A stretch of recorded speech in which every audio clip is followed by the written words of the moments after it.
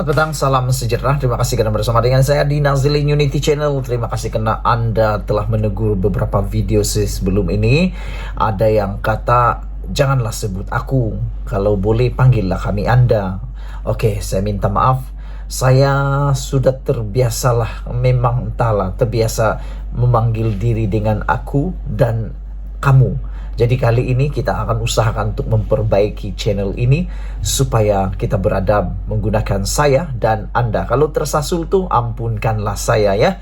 Alright, terima kasih juga yang telah tekan butang subscribe. Mohon juga kepada yang belum, tekanlah butang subscribe itu untuk menyokong channel ini untuk berkembang. Dan lebih daripada itu untuk mengetahui pendedahan demi pendedahan yang sulit, yang mungkin kamu tak pernah tahu, yang mungkin kamu mau share kepada kawan-kawan kamu semua. Baik, petang ini saya nak cerita tentang timbalan Perdana Menteri Anwar Ibrahim.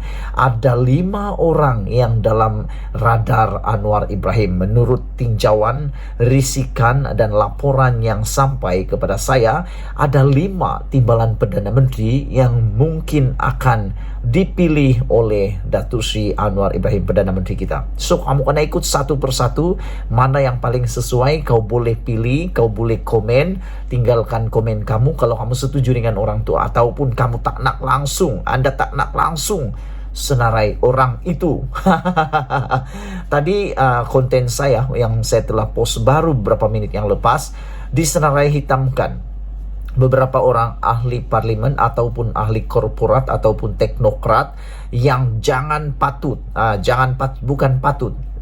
sekali-kali dimasukkan di dalam kabinet Datuk Seri Anwar Ibrahim. Dinasihatkan jangan dimasukkan. Kalau mau tahu, kamu PG konten saya yang satu baru saya post tadi itu, kamu akan tahu siapakah ahli-ahli, manusia-manusia, orang-orang yang tidak patut masuk ke dalam kabinet Datuk Seri Anwar Ibrahim. Baik, 5 orang calon timbalan Perdana Menteri yang dalam radar Datuk Seri Anwar Ibrahim yang setakat ini sampai dalam pengetahuan saya ialah, yang pertama, kamu pasti terkejut, ada lagi orang yang berani-berani. Ya, mau juga saya ketawa-tawa, tapi ada orang marah tadi, dah tegur saya, janganlah terlampau ketawa. Tapi macam mana juga kan kalau lucu, saya ini suka lucu. Jadi kita kena ketawa juga lah, senaman mulut. Pertama, orang berani-berani lagi mencadangkan. Kamu pasti kata tak mungkin lah, tapi ada netizen kata nak mencadangkan Tun Mahathir Mohamad sebagai timbalan Perdana Menteri. Berhenti sekejap, coba kita mengimbas. Aku tak boleh terima. Bagaimana dengan Anda? Saya yakin Anda pun tak boleh terima. Kalau kamu kata Nazilin, kamu cakap sembarang. Tidak, ada netizen yang tulis dalam konten saya, dalam saya punya dapatan. Saya sudah membuat satu pool, ada menyenaraikan Tun Mahathir. Dalam pool tersebut, ada yang memilih Tun Mahathir sebagai calon timbalan Perdana Menteri. Bayangkan. Saya rasa Tun Mahathir perlu rehatlah. Dia sudah senja, dia sudah tua, dan mencecah 100 tahun nanti umur. Saya pun tidak tahu dia masih lagi dapat berdiri kah, bergerak kah, ataupun nanti tiba-tiba nyanyuk pula. Tak bolehlah, kita bagi dia rehatlah. Okay? Yang pertama, Tun Mahathir Mohamad singkir terus. Kalau saya, singkir terus. Bagaimana dengan Anda? Tinggalkan komen kamu, tekan juga butang subscribe ya. Tekan butang subscribe, itu percuma. Oke, ulang-ulang supaya kamu tidak lupa. Anda tidak lupa, minta maaf, tersasul lagi. Oke, yang kedua, senarai timbalan Perdana Menteri yang kedua yang disenaraikan oleh netizen ialah, dalam radar Datuk Seri Anwar Ibrahim, Perdana Menteri ke-10 Malaysia, ialah siapa lagi kalau bukan Zahid Hamidi.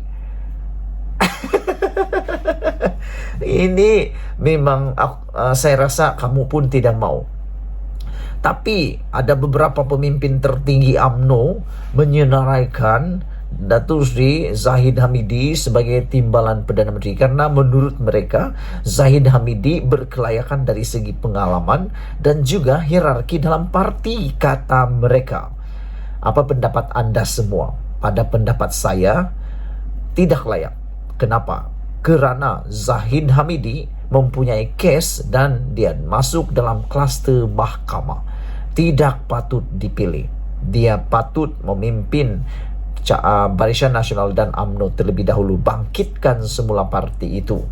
Selain daripada itu, kebolehpercayaan terhadap kepimpinan Zahid Hamidi semakin hari semakin goyah. Hal ini apabila banyak yang meminta beliau letak jawatan baru-baru ini. Kita risau, dikuatiri, dibimbangi kalau beliau Zahid Hamidi tidak dapat mengawal orang-orangnya kerana tindakan tersebut, atau orang-orangnya yang mengawal pula Zahid Hamidi. Itu sebab Zahid Hamidi disenarai hitamkan timbalan Perdana Menteri, ataupun kita tak nak. Okey, baik. Itu yang kedua. Yang ketiga, kita ada 3 lagi. Sudah 2, ada 3 lagi. Yang ketiga, yang disenaraikan dalam radar menjadi timbalan Perdana Menteri Anwar Ibrahim ialah Hishamuddin Tun Hussein. Hishamuddin, seperti yang kamu tahu, baru-baru ini beliau mempunyai sedikit kontroversi berkaitan dengan pemilihan kerajaan perpaduan. Banyak spekulasi mengatakan bahawa Hishamuddin berbalah dengan kem Zahid Hamidi. Cumanya mereka tidak buat apa-apa statement. Untuk Hishamuddin Tun Hussein, saya fikir beliau memang berkelayakan kerana beliau pernah menjawat jawatan yang semuanya jawatan-jawatan tinggi, termasuk terkini beliau telah menjadi Menteri Kanan Pertahanan. Saya fikir kalau Hishamuddin Tun Hussein dipilih boleh, namun berdasarkan hierarki dalam parti, dia mungkin dicantas oleh orang yang keempat ini. Siapa lagi kalau bukan calon keempat? Siapa dia? Tokmat. Anda mesti kenal siapa itu Tokmat. Tokmat ialah timbalan Presiden UMNO, Datuk Seri Mohamad Hassan. Beliau juga telah disenaraikan menjadi timbalan Perdana Menteri dalam radar kita. Adakah beliau akan berjaya? Menurut rekod, beliau telah pernah menjawat jawatan Menteri Besar Negeri Sembilan sebelum tumbang Kerajaan Negeri Sembilan kepada Pakatan Harapan. Selain itu, beliau juga telah pun mengambil kerusi Khairi Jamaluddin di Rembau, telah menang juga di Rembau, dan sekarang ini beliau adalah timbalan Presiden UMNO. Dengan hierarki paling tertinggi selain Zahid Hamidi, di bawah Zahid Hamidi, besar kemungkinan Tokmat boleh dilantik. Namun, adakah kegagalan beliau dalam mempertahankan kerajaan Menteri Besar Negeri Sembilan menjadi indikator? Dan yang terakhir, calon timbalan Perdana Menteri yang dalam radar yang kita ketahui melalui risikan kita ialah tentunya datang daripada blok Borneo. Ada cakap-cakap, ura-ura kita dengar menyatakan bahawa timbalan Perdana Menteri bukan daripada Sarawak. Tapi ini belum lagi muktamad.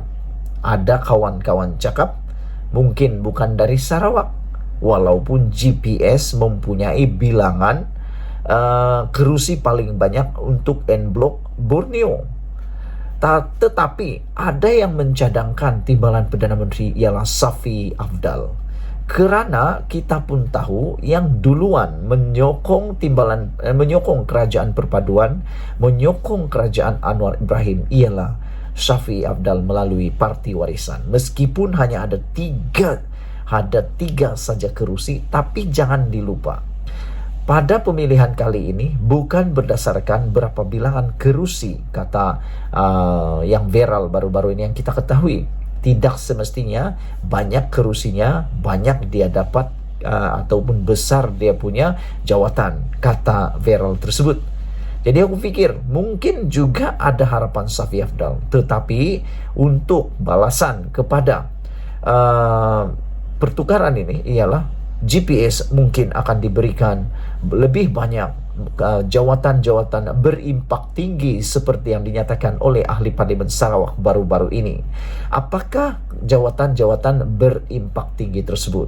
Antaranya pendidikan, Kementerian Pengangkutan, dan juga perkara-perkara yang melibatkan pembangunan luar bandar. Mungkin inilah yang akan berimpak tinggi yang mungkin akan diberikan kepada kerajaan GPS Sarawak. Saudara-saudara, terima kasih karena telah menghabiskan video ini daripada menit pertama sampai menit yang ke-10 ini. Sudah saya berikan kepada Anda 5 calon timbalan Perdana Menteri yang mungkin akan dilantik oleh Datuk Seri Anwar Ibrahim. Sekian dulu untuk kali ini. Jangan lupa kamu tinggalkan komen kamu siapa yang layak antara 5 tersebut menjadi timbalan Perdana Menteri Malaysia kita punya. Dan juga sama-sama cintai Malaysiaku. Bye-bye.